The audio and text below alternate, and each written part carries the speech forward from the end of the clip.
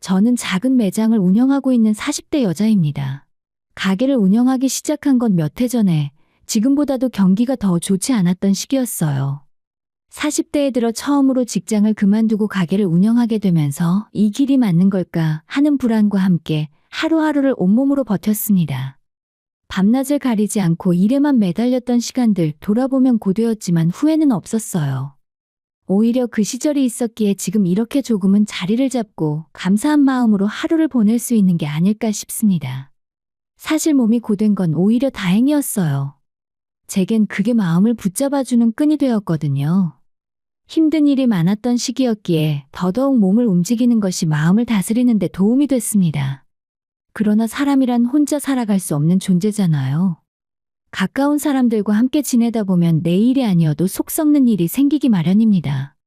저라고 예외는 아니었어요. 저 역시 완벽한 사람이 아니고 사람 사이의 작은 실수쯤은 너그럽게 안고 살아가야 한다고 생각해왔습니다. 하지만 아무리 그래도 넘지 말아야 할 선이라는 게 있죠. 특히 자기 생각만 앞세워 소중한 사람들에게 함부로 행동한다면 언제까지고 참고만 살 수는 없는 법입니다. 그 일이 바로 제 남편과의 일이었음에도 말이죠. 남편과는 사회생활을 시작하면서 처음 만났습니다.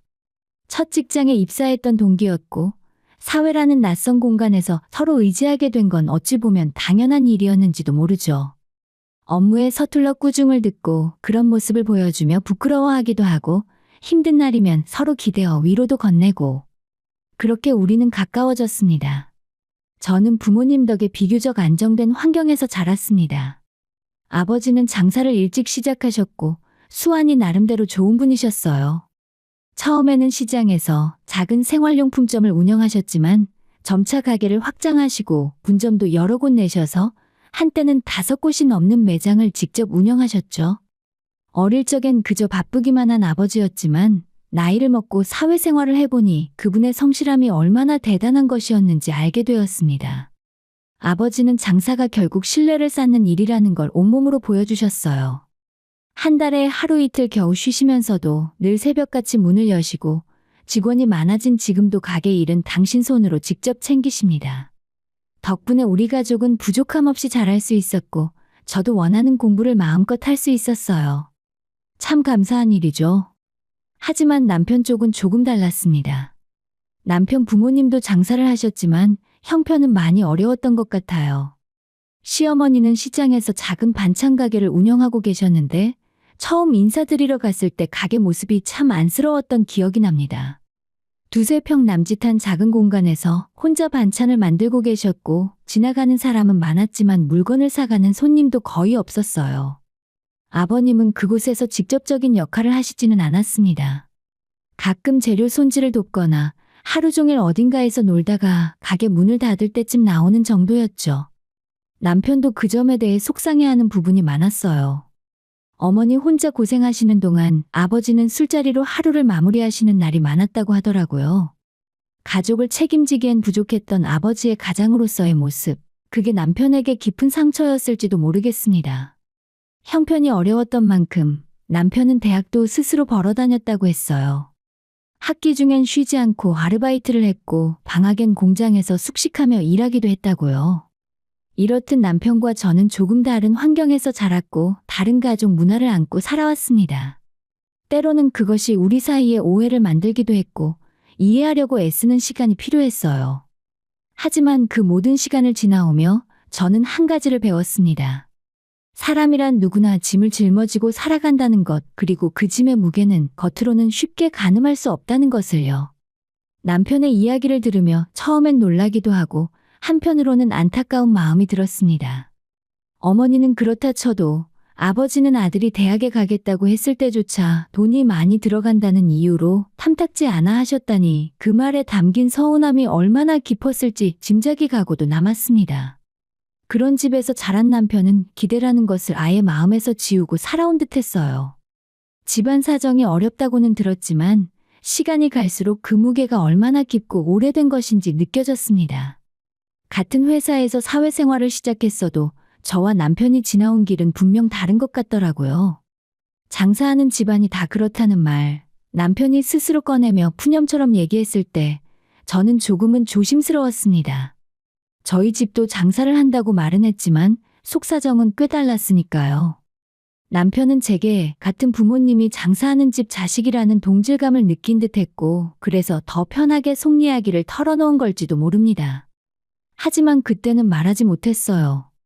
저희 집도 장사를 하긴 했지만 아버지가 직영으로 운영하는 곳만 5군데를 관리하실 정도였고, 형편으로만 보자면 비교할 수 없을 만큼 나았으니까요. 그러나 괜히 상대에게 상처가 될까봐, 혹은 그가 느끼는 동질감에 금이 갈까봐 입을 다물었습니다. 그렇게 남편의 가정 형편을 어렴풋이 짐작하며 지냈고, 그가 가진 상처와 서러움도 조금씩 알게 되었습니다. 돈에 대한 그의 민감한 태도, 때로는 지나치게 예민하게 굴기도 했지만 그 역시 이해하려 애썼어요. 어린 시절부터 이어진 어려움이 얼마나 사람을 조심스럽게 또 날카롭게 만드는지 알 것 같았거든요. 교제 초기에 남편은 이런 말도 했습니다. 지금 우리 집 형편에 내가 장가 간다고 해도 부모님이 해주실 수 있는 게 없을 거야. 오히려 나중에 내가 도와드릴 일이 생길 수도 있겠지. 그런 형편인데 결혼해서 애 낳고 살아봤자 지금 내가 사는 것보다 더 나은 걸 자식한테 물려주는 게 가능하겠어? 그런 생각을 하다 보면 결혼도 애도 별로 생각이 안 들어. 남자친구의 그 말이 이해되지 않는 건 아니었습니다. 하지만 솔직히 듣는 순간 마음 한켠이 좋지 않더라고요. 그 사람이 처한 현실을 이해하려 애쓰면서도 동시에 그런 이야기를 나에게 지금 이 순간 본인 옆에 있는 사람에게 꺼낸다는 사실이 서운했어요. 꼭 나와 결혼할 생각은 없다는 식으로 들렸거든요. 그런데도 그 사람은 참 제게 잘했습니다. 우리가 다니던 회사 사정이 나빠지면서 둘 다 이직을 하게 되었고, 출퇴근길도 달라졌지만 그는 변함없이 아침 저녁으로 저를 데리러 왔습니다. 출근길이라도 함께하지 않으면 평일엔 얼굴도 못 보잖아. 아무렇지 않게 말하던 그 사람이지만 저는 알고 있었어요.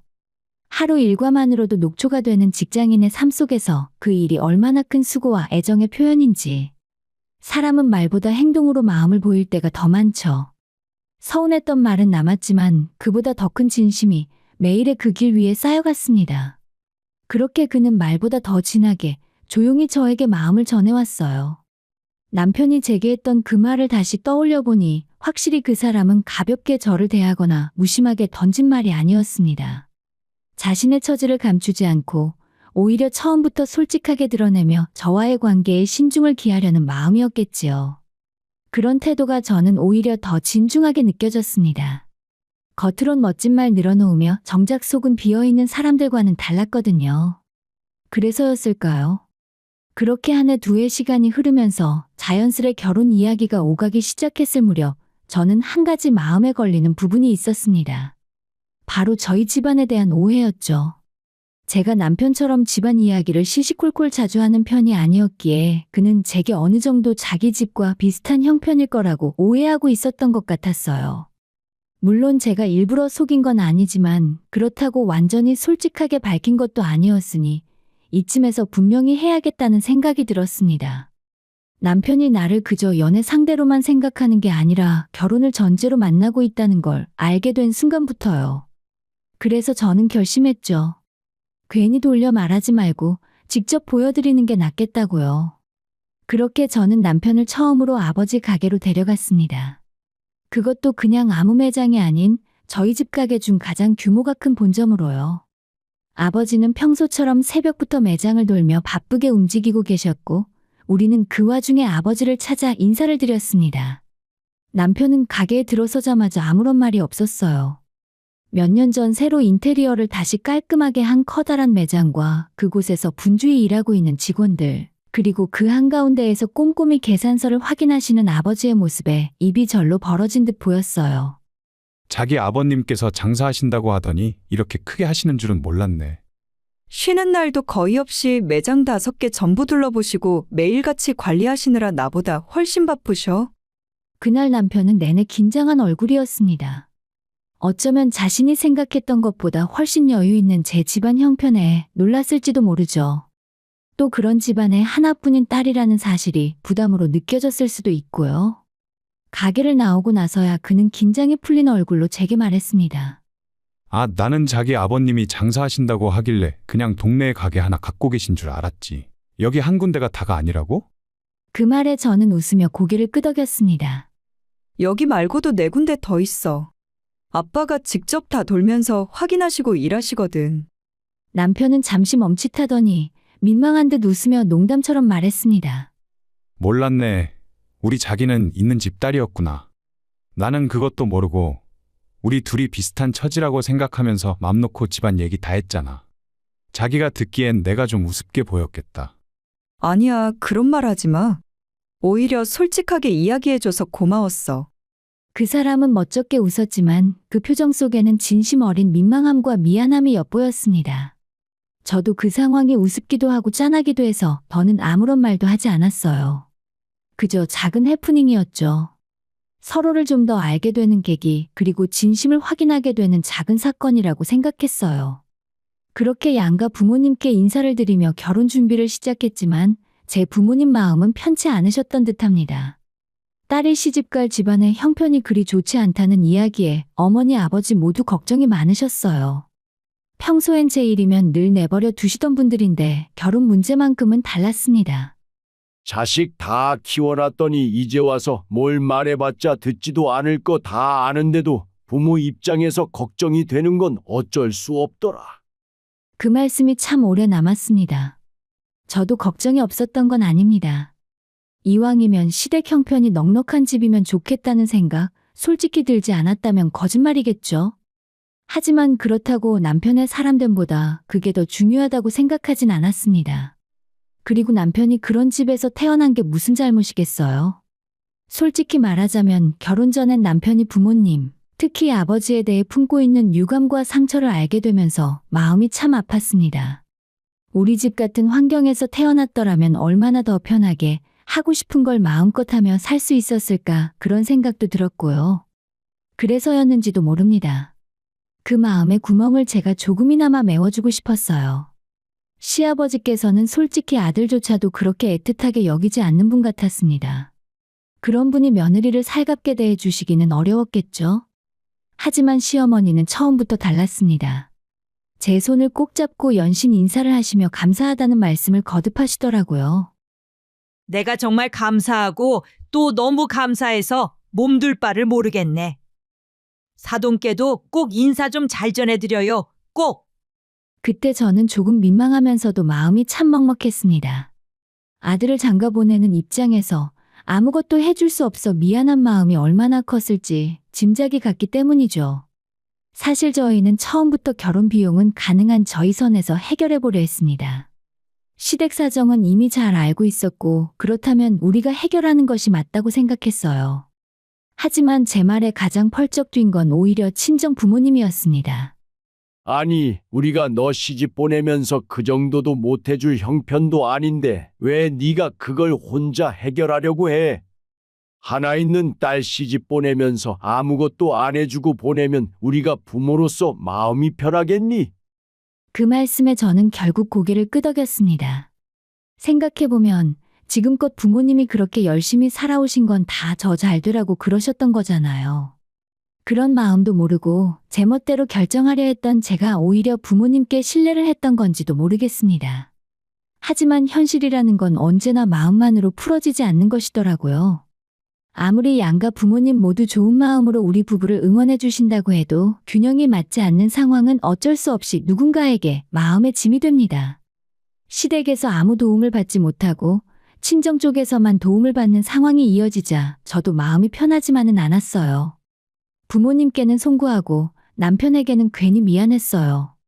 내가 그를 눈치 보게 만든 건 아닐까 스스로를 돌아보기도 했습니다. 조심스레 그런 마음을 털어놓았을 때 남편은 단호하면서도 다정한 말투로 제 걱정을 단칼에 자르듯 말했어요. 자기 지금까지 내 눈치 보고 있었던 거야? 왜 그래? 부모님 입장에서 하나뿐인 딸 시집 잘 보내고 싶으신 마음 당연한 건데. 내가 염치가 없어서 그렇지 그런 걸로 신경 쓰지 마. 그 말이 참 따뜻했습니다. 그래서 우리 신혼집도 결국 친정 부모님의 전폭적인 도움으로 마련되었어요. 남편이 가진 돈이 많지 않았던 건 사실이었고 우리가 처음부터 우리 힘만으로 모든 걸 준비했다면 지금과는 비교도 안 될 만큼 초라한 출발이 되었을지도 모릅니다. 그 생각을 하면 지금도 마음 한켠이 따뜻해지는 것 같아요. 저는 참 복받은 사람이구나 그런 생각이 들면서요. 그런 제 마음을 아는지 모르는지 남편은 결혼 후에도 시댁보다 제 친정 쪽에 더 마음을 쓰고 정성을 다했습니다. 특히 친정 아버지와 더 가까워지고 싶어 애를 많이 썼어요.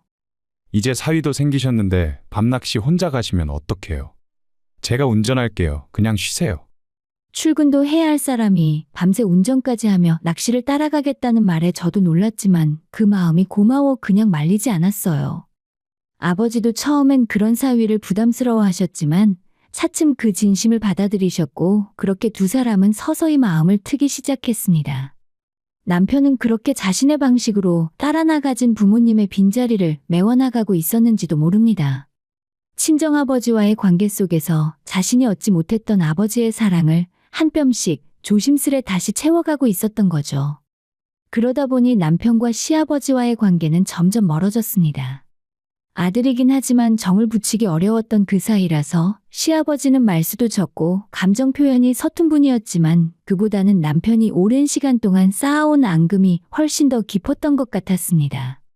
자식 새끼 키워봤자 뭐하냐? 처갓집 대릴 사위가 다 됐고 친애비는 말도 못 붙이는데. 가끔 시댁에 찾아가면 시아버지의 푸념을 들을 때마다 저는 가슴이 시렸습니다. 아무리 마음에 앙금이 있었다 해도 그 말들이 귀에 들리는 이상 제게도 짐이 되곤 했죠. 건강마저 안 좋아지신 시아버지를 볼 때마다 남편의 무심한 태도에 마음이 편치만은 않았습니다. 자식 키운 게 뭐라고? 엄마 혼자 다 했지 아버지는 뭘 했는데?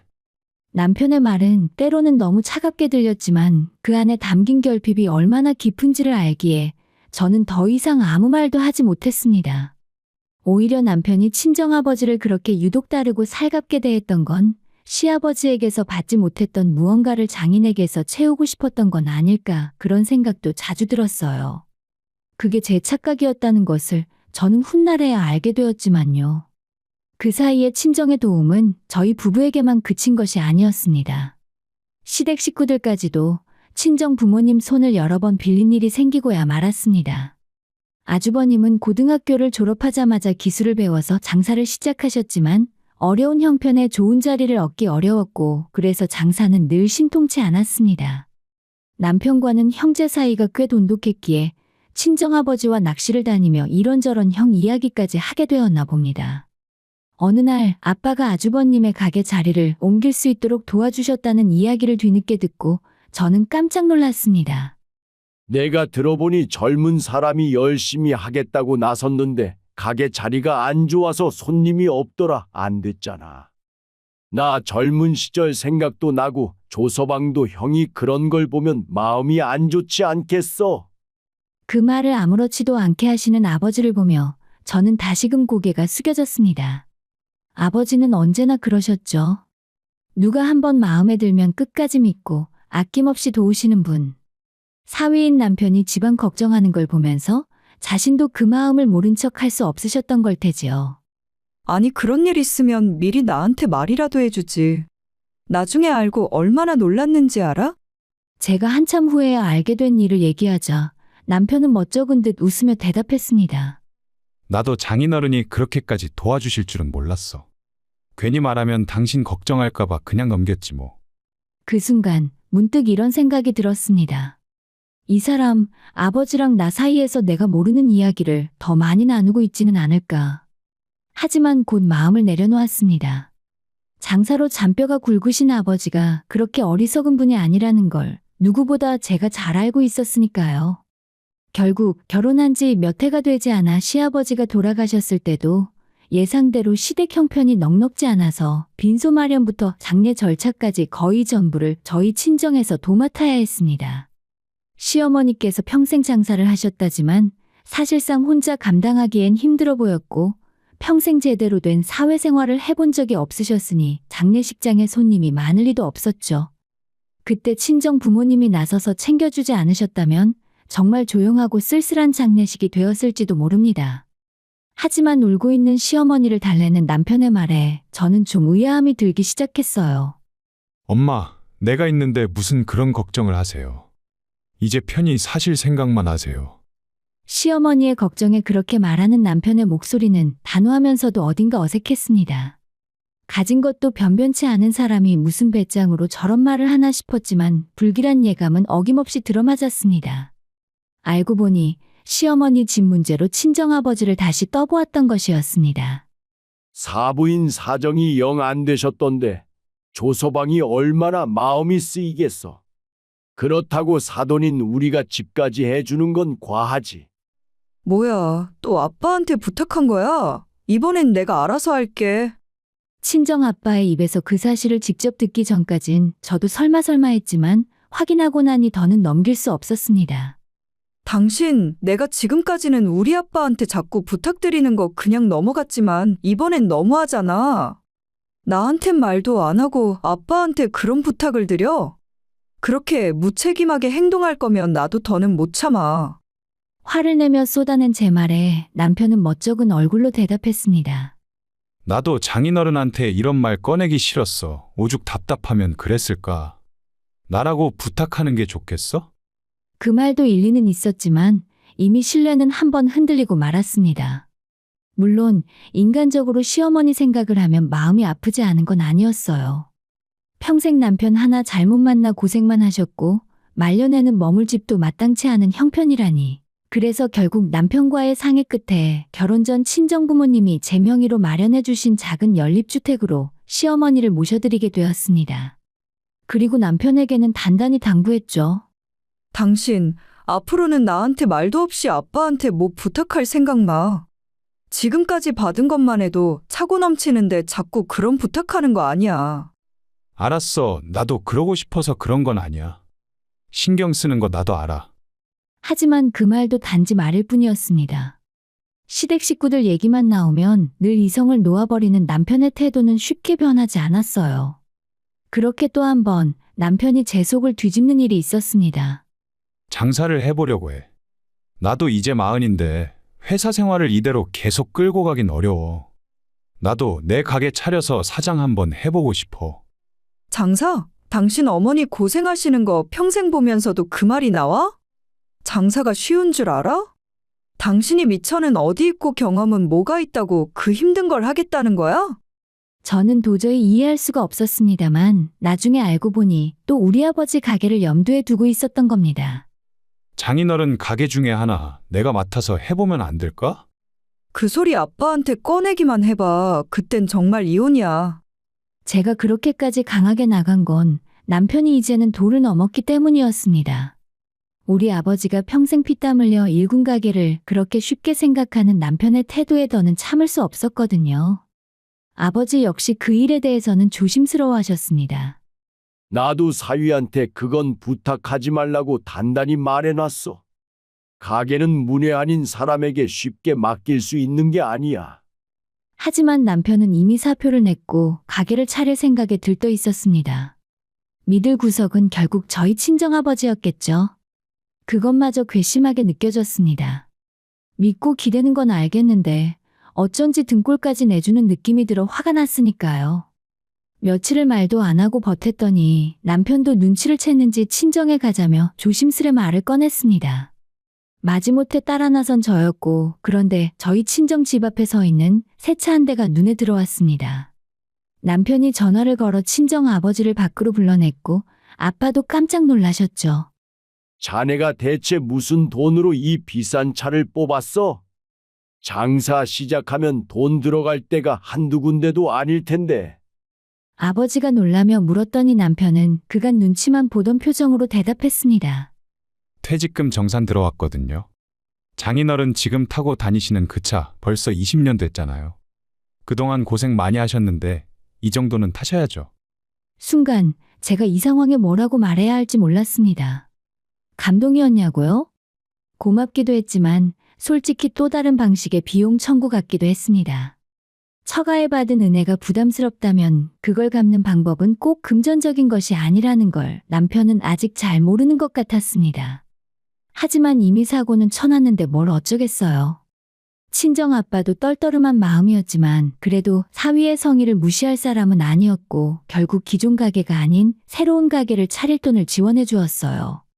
저는 이 상황에 불만이 많았지만 남편의 싱글벙글한 얼굴을 보니 더 이상 뭐라 하기도 힘들더라고요. 다행히 남편의 가게는 생각보다 금방 자리를 잡았고 항상 손님들로 북적거렸습니다.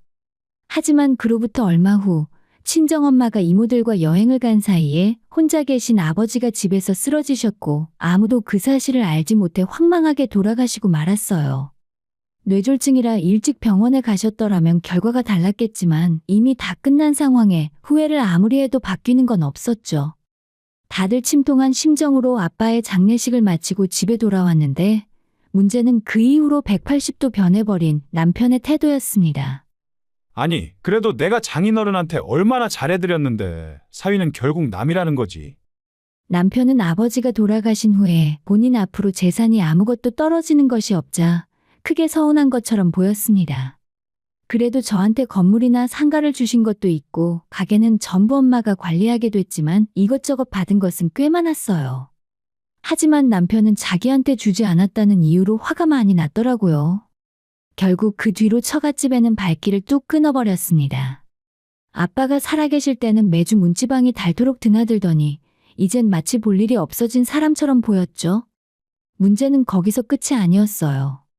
뭐, 차를 팔겠다고? 그거 엄마가 타고 다니시는데. 내가 사준 거니까 내가 마음대로 팔겠다는데 뭐가 불만이야? 차라리 내가 돈을 줄 테니까 새로 하나 사던가. 엄마가 타는 차를 뺏어오면 어떡해? 하지만 남편은 제 만류에도 불구하고 본인이 샀으니 본인 마음대로 할 거라면서 그 차를 그냥 팔아버리더라고요. 당장 돈이 급한 것도 아닌데 왜 그런가 싶어 살펴봤더니 그 차를 판 돈으로 시어머니한테 새 차를 한 대 뽑아드렸습니다. 그 장면을 보고 말 그대로 기가 막혔어요. 이건 뭐 배은망덕도 이런 배은망덕이 있을까 싶었죠. 그깟 차 한 대, 솔직히 대단한 재산은 아니지만 아빠가 돌아가시기 전까지 타고 다니셨고 엄마도 아빠를 생각하며 애지중지 아끼며 타셨는데 남편은 그걸 내가 사줬으니 내 차라는 말 한마디로 끝내버렸습니다. 이런 모습을 보니 그동안 남편이 아버지에게 받았던 여러 가지 도움들, 가게 차를 돈 대주고 시아버지 장례 치러주고 아주버님 가게 자리 옮기는 것까지 그 모든 것도 결국 남편에겐 이득이었을 뿐이었던 건가 싶었습니다. 이 사람 지금까지 입으로는 감사하다 미안하다 잘하겠다 하면서 결국 자기 이득이 줄어들자 본심이 고스란히 드러난 거였죠. 그날 밤 저는 진심으로 후회했습니다. 처음 이 사람을 내 인생에 들였던 그 순간부터 다시 되돌아보게 되더군요. 남편의 행동을 생각하면 생각할수록 분이 치밀었습니다. 그동안 저도 사람이니 참을 수 있는 데까지는 참아왔어요. 시댁 형편 어려운 거 이해하려 노력했고 남편도 아픈 과거가 많았으니 보듬으려 했습니다. 하지만 이건 아니다 싶더라고요. 눈에는 눈, 이에는 이. 그 말이 왜 이렇게 가슴속에서 쿵쿵 울리는지 그 순간만큼은 절대로 져줄 생각도 없고 봐줄 생각도 없었습니다. 이제는 나도 해야겠다.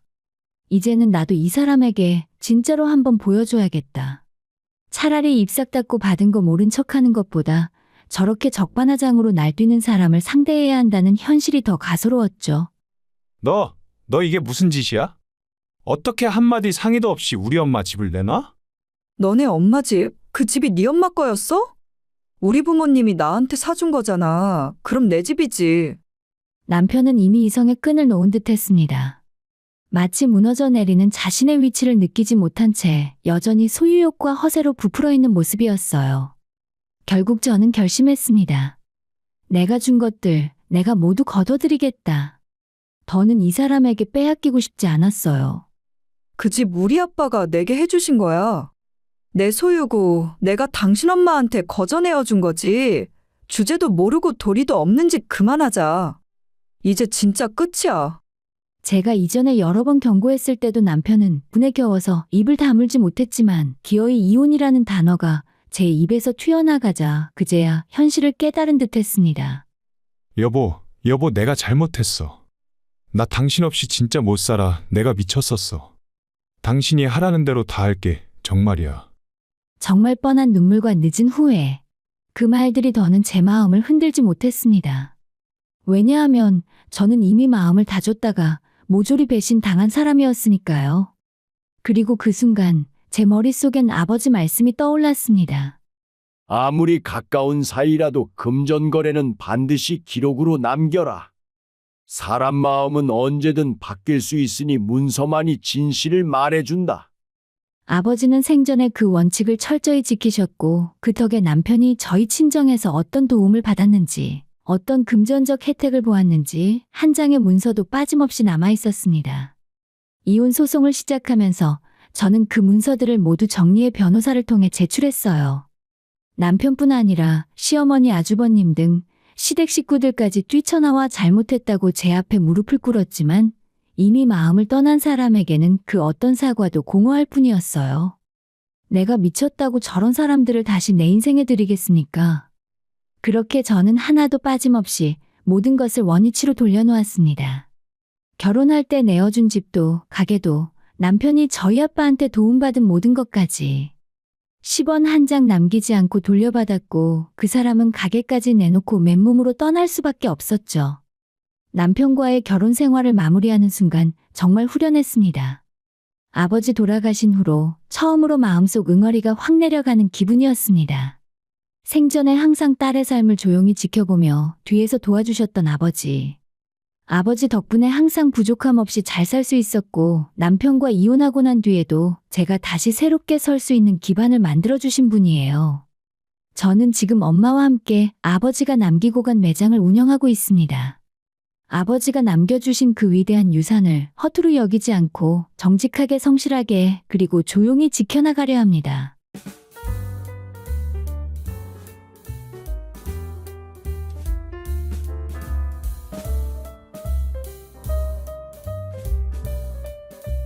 저는 30대 초반의 평범한 직장인입니다. 회사에서는 대리로 일하고 있었고 나름 안정적인 생활을 하고 있었어요.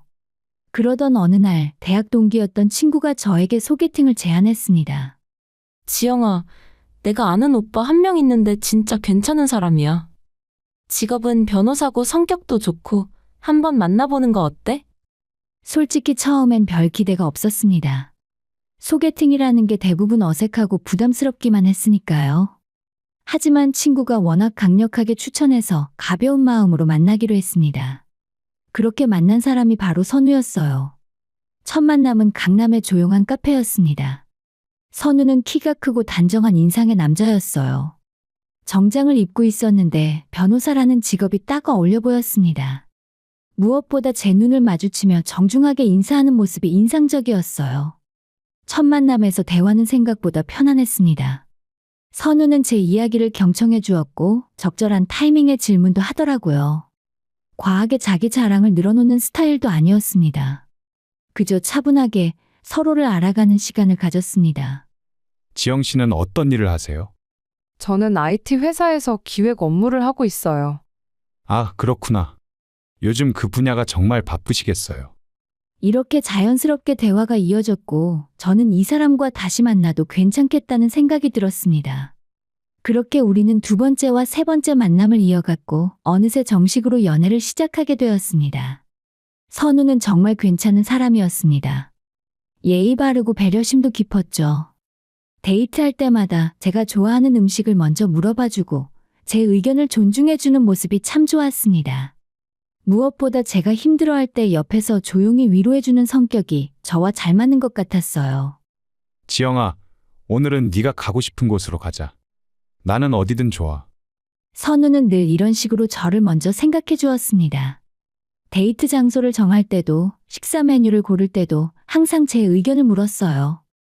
처음엔 우유부단한 건가 싶기도 했지만 시간이 지나면서 그게 배려라는 걸 알게 되었습니다. 선우는 술도 담배도 하지 않았어요. 약속 시간도 칼같이 지켰고 연락도 성실하게 했습니다. 회사 일이 바빠도 저에게 미리 말해주었고 주말에는 꼭 시간을 내서 저를 만났습니다. 이런 모습들이 쌓이면서 저는 선우를 점점 더 믿게 되었던 것 같아요. 지영아, 미안. 오늘 재판 준비 때문에 조금 늦을 것 같아. 30분만 기다려줄 수 있어? 괜찮아. 천천히 와. 나는 카페에서 책 읽으면서 기다릴게. 이렇게 서로를 배려하고 이해하는 관계였습니다. 선우는 저에게 무리한 요구를 하지 않았고 저도 그의 바쁜 일정을 존중했어요. 선우는 저를 위해 데이트 코스를 직접 계획해 오기도 했습니다. 어느 날은 한강 야경을 보러 가자고 했고, 어느 날은 숨겨진 맛집을 찾아가기도 했습니다. 그럴 때마다 선우는 말했습니다. 우리 누나가 알려준 건데 여기 분위기 좋대. 한번 가볼까? 누나가 여기 파스타 진짜 맛있다고 강력 추천했어. 한번 먹어보자. 누나 이야기를 정말 자주 했습니다. 연애 조언도 누나한테 받는 것 같았고, 데이트 매너도 누나에게 배웠다고 했어요. 그 말을 듣고 처음엔 조금 의아했습니다. 30대 남자가 누나 이야기를 이렇게 자주 하는 게 흔한 일은 아니니까요. 하지만 저는 그게 가족을 아끼는 마음이라고 생각했고, 오히려 긍정적으로 받아들였습니다. 누나분은 어떤 분이셔? 우리 누나 되게 똑똑하고 현실적인 사람이야. 나보다 3살 많은데 어렸을 때부터 나한테 이것저것 많이 알려줬어. 선우는 누나를 존경하는 것 같았어요. 그 모습이 나쁘지 않았습니다. 가족을 소중히 여기는 사람이라면 나중에 결혼해도 저를 잘 대해줄 거라고 믿었으니까요. 3년이라는 긴 시간 동안 우리는 큰 다툼 없이 평화롭게 연애했습니다. 물론 사소한 의견 차이는 있었지만 서로 이해하고 넘어갔어요. 주말마다 만나서 영화를 보거나 맛집을 찾아다녔고, 명절에는 각자 가족들과 시간을 보낸 뒤에 저녁에 만나서 데이트를 했습니다. 시간이 흐르면서 우리는 서로의 일상에 자연스럽게 스며들었어요. 선우의 취향도 알게 되었고, 제 습관도 선우에게 익숙해졌습니다. 이렇게 편안하게 함께할 수 있는 사람을 만난 게 감사했어요. 그렇게 3년이 지났고, 우리는 자연스럽게 결혼 이야기를 하게 되었죠. 지영아, 우리 이제 부모님께 인사드리는 게 어때? 나는 너랑 결혼하고 싶어. 그 말을 듣는 순간 가슴이 뛰었습니다. 드디어 이 사람과 평생을 함께할 수 있게 되는구나. 저는 환하게 웃으며 대답했어요. 좋아. 나도 그러고 싶었어. 정말 기뻤습니다. 3년이라는 시간이 헛되지 않았다는 생각이 들었고, 앞으로의 미래가 무척 기대되었어요. 우리는 서로를 깊이 이해하고 있었고, 함께라면 행복한 가정을 꾸릴 수 있을 거라고 믿었습니다. 그때까지만 해도 저는 정말 행복했어요. 선우와의 미래를 그리며 설레는 마음으로 메일을 보냈습니다. 곧 양가 부모님께 인사를 드리고 결혼 준비를 시작할 생각에 가슴이 두근거렸죠. 그때는 몰랐습니다. 곧 제 인생에서 가장 충격적인 일이 벌어질 거라는 것을요. 결혼을 약속한 후 우리는 본격적으로 양가 부모님께 인사를 드리기 시작했습니다. 먼저 선우가 저희 집에 방문했어요.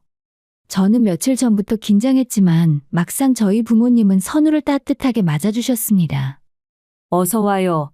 지영이한테 이야기 많이 들었어요. 어머니는 정성껏 음식을 준비하셨고, 아버지는 거실 소파에 앉아서 이런저런 이야기를 나누셨어요. 선우는 예의 바르게 인사를 드렸고, 부모님 질문에도 차분하게 대답했습니다. 선우 씨는 직업이 변호사라고 들었는데 어떤 분야가 전문이지? 현재는 로펌에서 기업 법무를 담당하고 있습니다. 경험을 쌓아 앞으로는 개업도 준비하고 있습니다. 아버지는 고개를 끄덕이시며 만족스러운 표정을 지으셨어요. 선우는 제 부모님께 선물도 정성스럽게 준비해왔습니다. 식사 시간 내내 분위기는 화기애애했고, 선우는 제 어린 시절 이야기도 관심 있게 들으며 질문을 던졌어요. 저는 옆에서 그 모습을 보며 안심했습니다. 우리 부모님이 선우를 좋아하시는 게 느껴졌으니까요. 식사를 마치고 선우가 돌아간 후 아버지가 말씀하셨습니다. 지영아, 선우 씨 괜찮은 사람 같구나. 예의도 바르고. 그죠? 저도 그래서 마음에 들었어요. 어머니도 맞장구를 치셨습니다. 성실해 보이고 너를 아끼는 것 같아서 다행이야. 근데 저쪽 부모님은 언제 만나보니? 곧 상견례 날짜 잡을 거예요. 부모님의 승낙을 받은 것 같아서 마음이 한결 가벼워졌습니다. 이제 선우 쪽 부모님을 만나면 되는 거였어요. 우리 부모님이 오빠 정말 좋아하셨어. 다행이다. 나도 지영이 부모님이 편안하게 대해줘서 좋았어. 그럼 이제 오빠 부모님께도 인사드려야 하는 거 아니야? 전화기 너머로 잠시 어색한 침묵이 흘렀고 선우가 조심스럽게 말했습니다. 우리 부모님은 조금 바쁘셔서 그냥 상견례 때 한 번에 하는 게 어떨까? 그래, 그럼 그렇게 하자. 조금 이상하다는 생각이 들었지만 크게 신경 쓰지 않았습니다. 집안마다 사정이 다를 수 있으니까요. 하지만 이때부터 선우의 태도가 조금씩 달라지기 시작했습니다. 제가 결혼 준비에 대한 이야기를 꺼내면 선우는 자꾸만 이야기를 회피했어요. 예식장은 어디로 할까? 아, 그거? 아직 잘 모르겠어. 너가 알아봐 줄래? 스드메는? 신혼집은 어디로 해? 그것도 너 의견대로 준비하면 돼. 나는 다 괜찮아. 처음엔 제가 주도적으로 결혼 준비를 하는 게 나쁘지 않다고 생각했습니다. 하지만 점점 선우가 지나치게 소극적이라는 느낌이 들었어요. 마치 결혼 준비에 관심이 없는 것처럼 보였습니다. 혹시 결혼하기 싫은 거야? 무슨 소리야? 그럴 리가 있어? 그냥 요즘 일이 너무 바빠서 그래. 개업 준비도 해야 하고. 선우는 변명처럼 말했습니다. 저는 그의 말을 믿고 싶었어요. 변호사 일이 바쁜 건 사실이었고 개업을 앞두고 있다는 것도 알고 있었으니까요. 하지만 마음 한편에는 작은 불안감이 자리 잡기 시작했습니다. 몇 주가 지나고 드디어 상견례 날짜가 잡혔어요. 강남의 한정식 레스토랑이었습니다. 선우 측에서 제안한 장소였습니다. 거기 괜찮긴 한데 좀 비싸지 않아? 제가 물었지만 선우는 괜찮다고 했습니다. 우리 집에서 예약할게. 신경 쓰지 마. 상견례 전날 저는 잠을 제대로 이루지 못했습니다. 긴장도 되었지만 왠지 모를 불안감이 계속 엄습했습니다. 선우는 그동안 자기 가족 이야기를 거의 하지 않았습니다. 누나 이야기는 자주 했지만 부모님에 대해서는 구체적으로 말해준 적이 없었습니다. 오빠 어머니는 어떤 분이셔? 제가 물으면 선우는 애매하게 대답했습니다. 그냥 평범하신 분이야. 근데 좀 까다로운 편이긴 해. 까다롭다는 게 어떤 의미야? 아니, 그냥 보수적이시고 원칙을 중요하게 생각하신다는 거지. 크게 걱정 안 해도 돼. 하지만 선우의 말투에서는 확신이 느껴지지 않았습니다. 오히려 뭔가 숨기고 있는 것 같은 느낌이었어요. 상견례 당일 아침, 저는 일찍 일어나서 준비를 했습니다. 어머니는 한복을 입으셨고 아버지는 정장을 깔끔하게 차려 입으셨어요. 저도 단정한 원피스를 골라 입었습니다. 지영아, 너무 긴장하지 마. 잘 될 거야. 어머니가 제 손을 꼭 잡아주셨고 아버지도 웃으시며 말씀하셨습니다.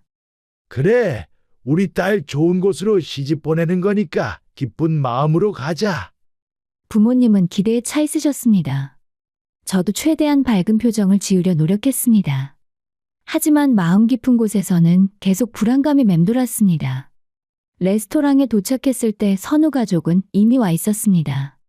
선우와 그의 어머니 그리고 누나까지 총 3명이었습니다.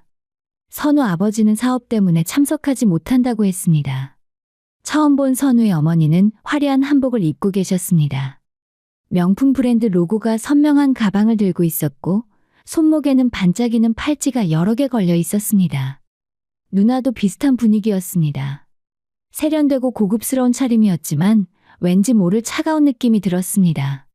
안녕하세요. 처음 뵙겠습니다.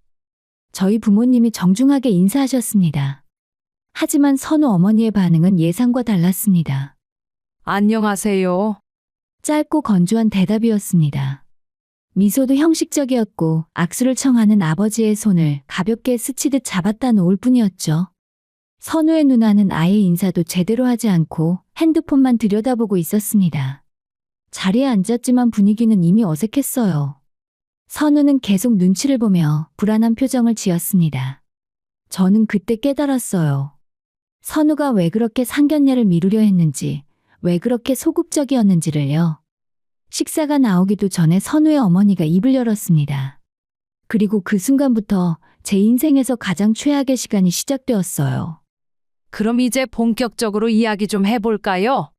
그 목소리는 차갑고 날카로웠습니다. 저는 본능적으로 무언가 잘못될 것 같다는 예감이 들었어요. 손에 땀이 나기 시작했고 심장이 빠르게 뛰었어요. 옆에서 어머니도 긴장한 표정으로 저를 바라보셨습니다. 하지만 상견례는 이제 겨우 시작이었죠. 선우 어머니의 차가운 목소리가 레스토랑 안에 울려 퍼졌습니다. 주변 테이블에서도 몇몇 사람들이 슬쩍 우리 쪽을 쳐다볼 정도였어요. 우선 저희 아들 소개부터 할게요. 우리 선우는 서울대 법대를 나왔고 현재 대형 로펌에서 일하고 있어요. 곧 강남에 사무실도 차릴 예정이고요. 선우 어머니는 마치 상품 소개를 하듯 아들 자랑을 늘어놓기 시작했습니다. 저희 부모님은 어색한 미소를 지으며 듣고 계셨어요. 그리고 저희는 강남에서 쭉 살아왔어요. 지금 살고 있는 아파트도 꽤 크고 위치도 좋죠. 아시다시피 강남은 교육 환경도 좋잖아요. 나중에 손주들 교육에도 최고의 환경이 될 거예요. 선우의 누나가 옆에서 거들었습니다. 맞아요. 우리 집 근처에 유명한 학원들도 많고 좋은 학교들도 다 있어요. 저는 이 대화가 어디로 흘러가는지 점점 불안해졌습니다. 이건 서로를 알아가는 자리가 아니라 한쪽의 일방적인 자랑 대회처럼 느껴졌거든요. 아버지가 조심스럽게 말씀하셨습니다. 선우 씨가 능력 있는 청년이라는 건 저희도 잘 알고 있습니다. 저희 딸도 회사에서 성실하게 일하고 있고요. 그러자 선우 어머니의 표정이 미묘하게 변했습니다. 아, 그러시군요. 근데 따님은 어느 회사에 다니신다고 했나요? IT 기획 쪽 일을 하고 있습니다. 연봉은 어느 정도 되나요? 갑자기 던져진 노골적인 질문에 순간 식탁 분위기가 얼어붙었어요. 제 어머니가 당황하시며 말씀하셨습니다. 초면에 그건 좀. 그냥 궁금해서 여쭤봤어요. 어차피 우리 선우 연봉에는 못 미치겠지만요. 선우 어머니는 비웃듯 말했고 저는 얼굴이 화끈거렸습니다. 이게 대체 무슨 상황인지 믿을 수가 없었어요. 그리고 실례지만 집은 어디에 있으시죠? 아버지가 침착하게 대답하셨습니다. 경기도에 있습니다. 30평대 아파트입니다. 아, 경기도요. 30평대. 선우 어머니는 마치 뭔가 확인이라도 된 듯 고개를 끄덕였습니다. 그리고 딸과 눈빛을 주고받더니 본격적으로 말문을 열었어요. 시간 낭비하기 싫으니까 솔직히 말씀드릴게요. 저희 집안과 그쪽 집안은 수준 차이가 좀 있잖아요. 저희는 강남에서 대대로 살아왔고 재산도 상당하거든요. 근데 경기도 30평대라면 저희 엄마가 참지 못하고 말씀하셨습니다. 지금 무슨 말씀을 하시는 겁니까? 상견례 자리에서 이런 식으로 말씀하시는 게 예의가 맞나요? 어머님 진정하세요. 저는 그냥 현실적인 이야기를 하는 거예요. 결혼이라는 게 사랑만으로 되는 게 아니잖아요. 선우 어머니는 전혀 미안해하는 기색 없이 말을 이었습니다. 결혼을 하지 말라는 건 아니고 저희가 요구하는 게 있어요. 우선 예단은 당연히 준비하셔야 하고요. 최소 3천만 원 정도는 되어야 할 것 같네요. 3천만 원이요? 어머니가 놀라서 되물으셨습니다. 네, 그리고 저희 친척들이 좀 많거든요. 친척 어른들 한복값도 준비하셔야 해요. 한 20분 정도 될 텐데 한 분당 대략 100만 원씩만 계산해도. 2천만 원이군요. 아버지가 차갑게 대답했고 선우 어머니는 태연하게 계속했습니다. 그리고 신혼집 가전제품은 전부 새 걸로 장만해야죠. 저희 아들이 쓰던 낡은 걸로는 안 되니까요. 최신형으로 다 하면 한 5천만 원? 그리고요. 선우가 사무실 개업할 때 미천도 좀 대주셔야죠. 강남에 사무실 차리는 게 쉬운 일이 아니에요. 최소 2억은 필요할 것 같은데. 저는 귀를 의심했습니다.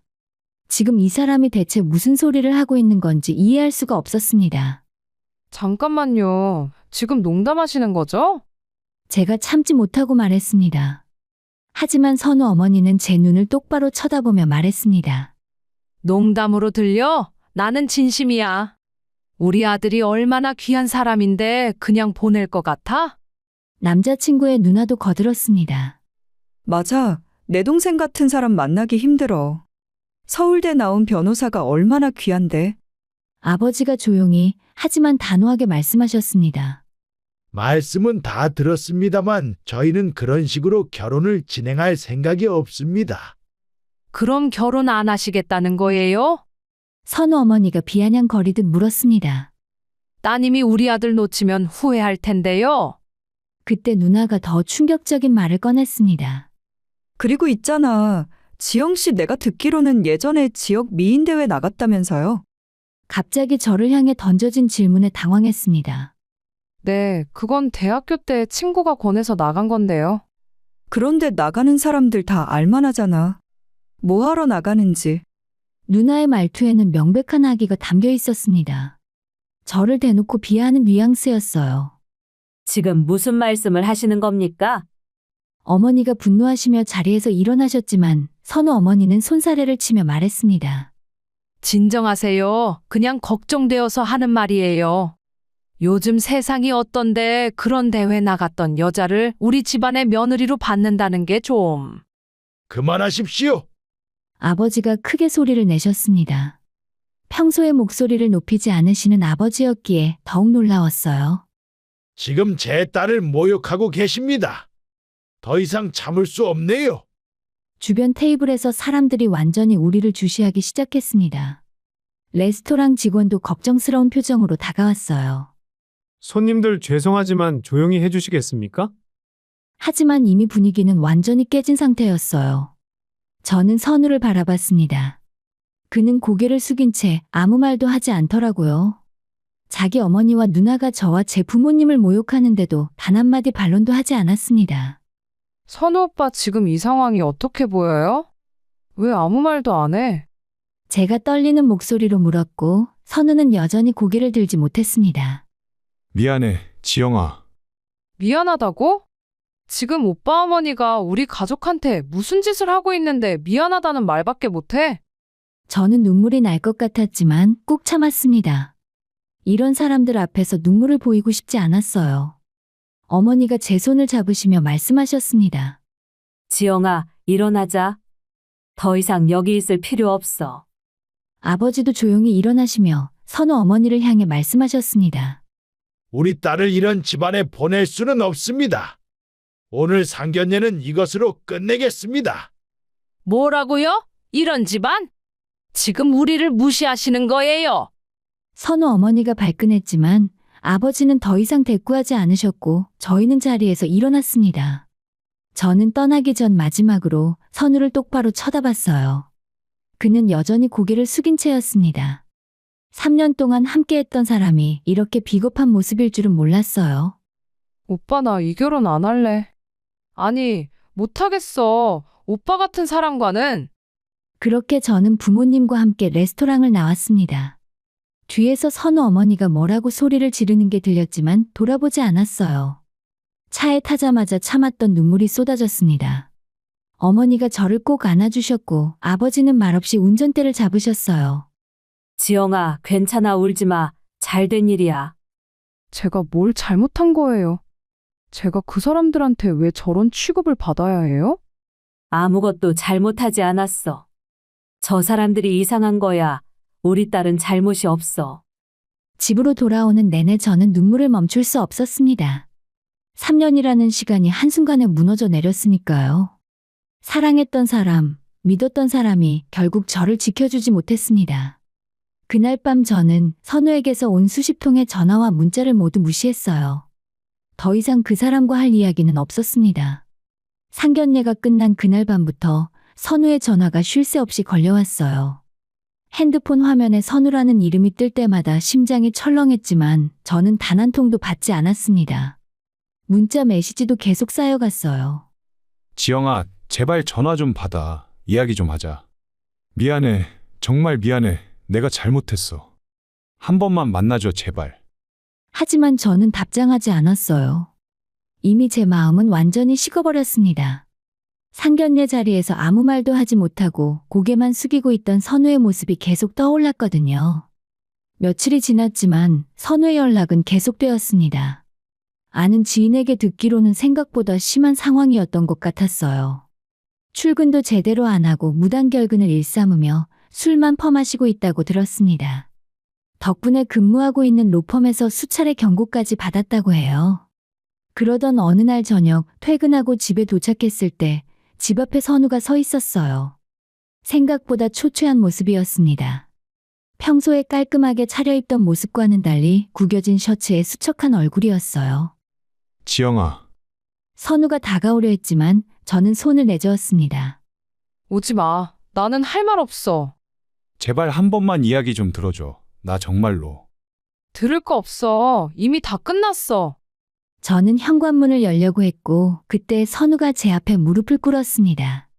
지영아, 제발. 나 정말 잘못했어. 용서해줘. 지나가던 이웃들이 쳐다봤지만 선우는 신경 쓰지 않았어요. 저는 당황스러웠지만 동시에 화가 났습니다. 일어나. 지금 이게 뭐 하는 거야? 안 일어날 거야. 너가 용서해 줄 때까지. 나 정말 반성하고 있어. 반성? 그날 상견례 자리에서는 왜 한마디도 못했어? 오빠 어머니가 우리 가족한테 그렇게 무례하게 굴 때 오빠는 고개만 숙이고 있었잖아. 미안해. 나도 엄마가 그렇게까지 할 줄 몰랐어. 충격받아서 아무 말도 못한 거야. 충격받았다고? 그게 변명이 돼? 오빠는 나보다 엄마가 더 무서운 거잖아. 제 말에 선우는 대답하지 못했습니다. 그것이 진실이었으니까요. 지영아, 한 번만 더 기회를 줘. 이번에는 정말 잘할게. 엄마한테도 단단히 말할게. 이제 와서 그런 말 해봤자 소용없어. 난 이미 오빠를 믿을 수 없어. 현관문을 열고 들어가려는데 뒤에서 다른 목소리가 들렸습니다. 지영 씨, 잠깐만요. 돌아보니 선우의 어머니가 서 있었습니다. 남자친구는 혼자 온 것이 아니라 어머니까지 데려온 것이었어요. 어머님까지 오셨네요. 선우 어머니는 상견례 때와는 다른 표정을 짓고 있었습니다. 조금은 미안해 보이는 듯한 표정이었지만 저는 그게 진심인지 의심스러웠어요. 저번에는 내가 좀 과했던 것 같아요. 사과할게요. 사과요? 내가 너무 현실적인 이야기만 해서 기분 나빴었죠? 하지만 나도 내 아들이 걱정돼서 그런 거였어요. 이해해 주세요. 이해해달라고요? 저는 어이가 없었습니다. 선우 어머니는 제대로 된 사과조차 하지 못하고 있었어요. 자기 행동이 얼마나 무례했는지 전혀 모르는 것 같았습니다. 솔직히 말씀드릴게요. 저는 어머님의 사과를 받아들일 수 없어요. 뭐라고? 선우 어머니의 표정이 굳어졌습니다. 어머님은 우리 가족을 무시했어요. 돈 이야기만 하시면서 우리 집안이 어머님 집안보다 못하다고 하셨죠? 그리고 저를 모욕하셨잖아요. 그건 오해예요? 아니, 나는 그냥. 오해가 아니에요. 저는 똑똑히 들었어요. 미인대회 나간 걸 가지고 무슨 말씀을 하셨는지요? 선우 어머니의 얼굴이 붉어졌지만 그녀는 쉽게 물러서지 않았습니다. 알았어요. 내가 잘못했어요. 그러니까 이제 결혼은 예정대로 하는 거죠? 저는 그 말을 듣고 확신했습니다. 이 사람은 진심으로 사과하는 게 아니라 그냥 상황을 수습하려는 것뿐이라는 것을요. 아니요, 결혼은 없습니다. 뭐? 저 선우 오빠랑 결혼 안 해요. 이미 마음 정리했어요. 선우가 다급하게 말했습니다. 지영아, 엄마도 이렇게 사과하러 왔잖아. 다시 생각해봐. 생각할 것도 없어. 나는 오빠랑 수준이 안 맞아. 수준이 안 맞다니. 그게 무슨 소리야? 오빠 어머니 말씀 그대로예요. 우리 집안이랑 오빠 집안이랑 수준이 안 맞는 거지. 나는 그런 집안의 며느리가 될 수 없어요. 제 말에 선우 어머니의 얼굴이 일그러졌습니다. 지금 우리를 무시하는 건가? 무시가 아니라 사실을 말하는 거예요. 저는 돈으로 사람을 평가하는 집안과는 인연을 맺고 싶지 않아요. 이 애가 지금 무슨 말을 하는 거야? 선우 어머니가 바로 화를 내기 시작했고 역시나 진심 어린 사과는 아니었어요. 그때 집안에서 아버지가 나오셨습니다. 소란을 들으신 모양이었어요. 무슨 일이야? 아버지는 선우와 선우 어머니를 보시고는 상황을 파악하셨습니다. 지영이 아버님, 저희가 사과하러 왔습니다. 제발 한 번만 용서해 주세요. 선우가 아버지께도 무릎을 꿇었지만 아버지는 차갑게 말씀하셨습니다. 선우 씨, 이미 상견례 자리에서 다 끝났어. 더 이상 우리 딸을 괴롭히지 말아줬으면 좋겠네. 아버님, 제발. 지영이가 싫다는데 무슨 소용이야? 당장 일어나세요. 아버지의 단호한 목소리에 선우는 할 말을 잃었습니다.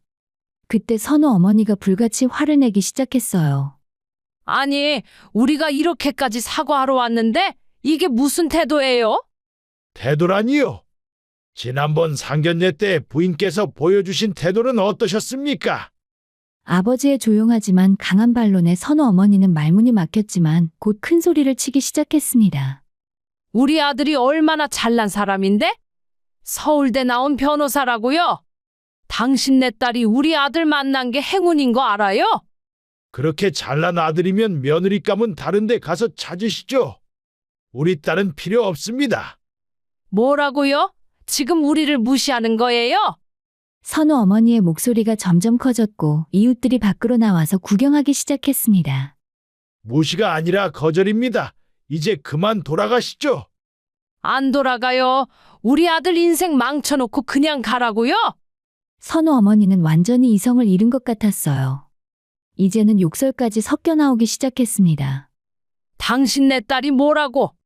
겨우 경기도 30평대 사는 주제에. 어머니, 그만하세요. 선우가 어머니를 말렸지만 소용이 없었습니다. 아버지는 조용히 핸드폰을 꺼내셨어요. 지금 경찰을 부르겠습니다. 더 이상 소란을 피우시면 주거 침입과 명예훼손으로 신고할 거예요.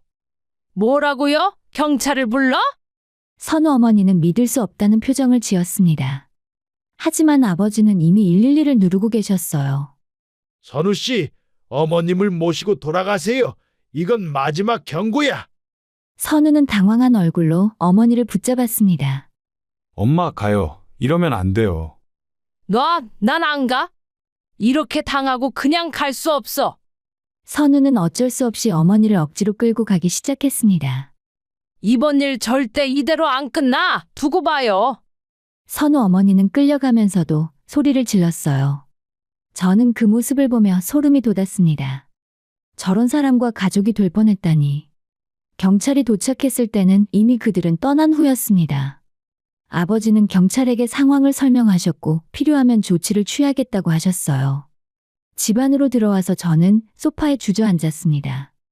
온몸에 힘이 쭉 빠져버렸죠. 지영아, 괜찮니? 어머니가 걱정스럽게 물으셨습니다. 괜찮아요. 이제 정말 끝난 거죠? 그래, 다 끝났어. 이제 저 사람들 신경 쓰지 마.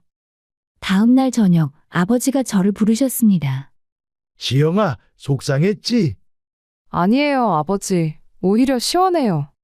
그래도 네가 사랑했던 사람이잖니. 사랑했던 사람이 아니라 제가 착각했던 사람이에요. 진짜 그 사람의 모습을 이제야 알게 된 거죠.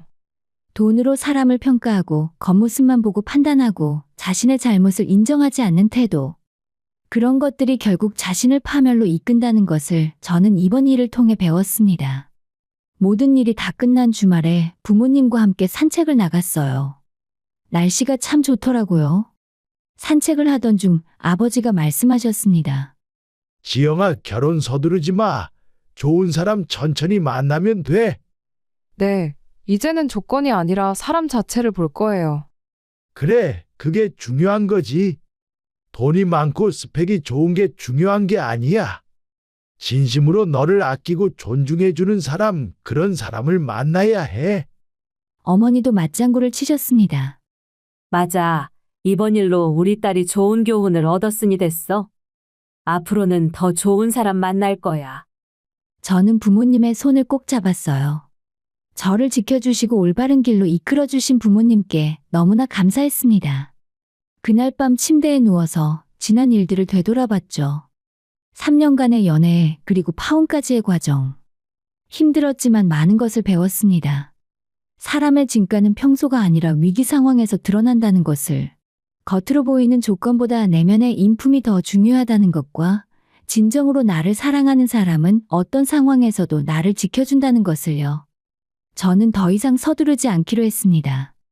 언젠가 저를 진심으로 아끼고 존중하고 힘들 때 곁에서 함께 해줄 사람을 만날 거라고 믿고 있으니까요.